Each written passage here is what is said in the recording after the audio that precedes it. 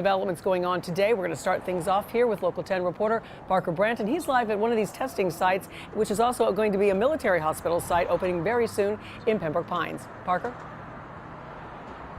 Yeah, Christy, and what is going on right now is there's a rehearsal for this drive-through testing that is expected to open here tomorrow. You can see members of the Florida National Guard along with nurses standing out here, and they've actually had some cars driving through this area, asking them mock questions, kind of getting ready for this big operation here tomorrow. And we've seen military personnel on the ground here, military vehicles as well, working to get this thing up and running.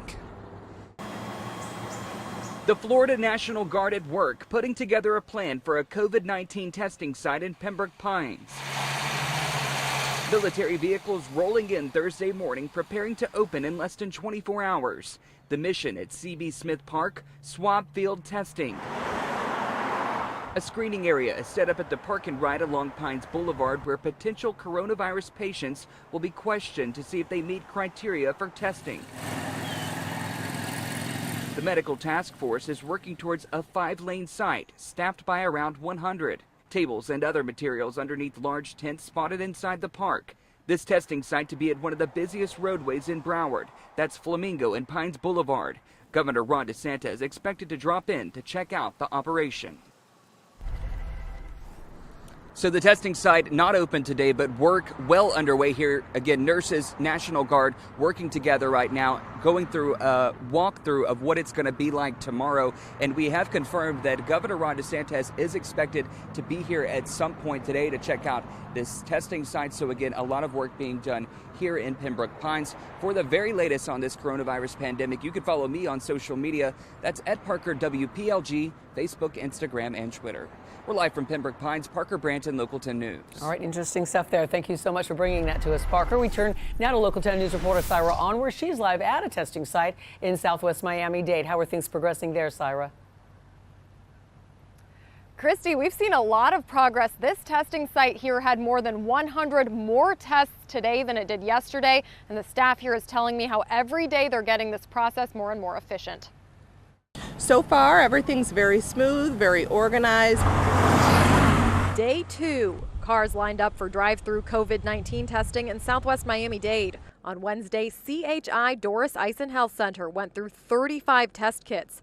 Today, they have 150 and a more streamlined process. We're working closely with Miami-Dade Police Department to help us direct traffic because we now recognize the demand is much, much greater than we expected. Today, addressing more than just the pandemic. A lot of these people have anxiety. This is a stressful time for people. So we've integrated therapists into our whole processes here. I'm feeling pretty awful. I have fever, chills, cough. Given the limited number of tests, the site specifically tests people who fulfill specific criteria.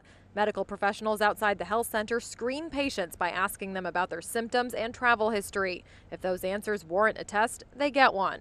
Community Health of South Florida is behind this process. Their tests cost from $60 to $100, but doctors say they'll test regardless of someone's ability to pay. Yesterday we saw a lot of people who just want to be tested just because, just to know. But they can't stress enough. You need to call ahead, and not everyone who wants a test can get one.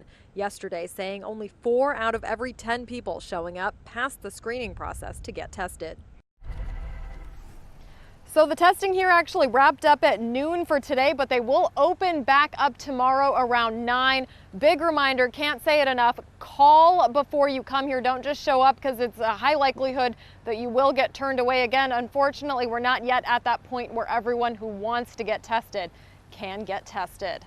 That's the latest live from Southwest Miami-Dade. Syra Onwer, Local 10 News.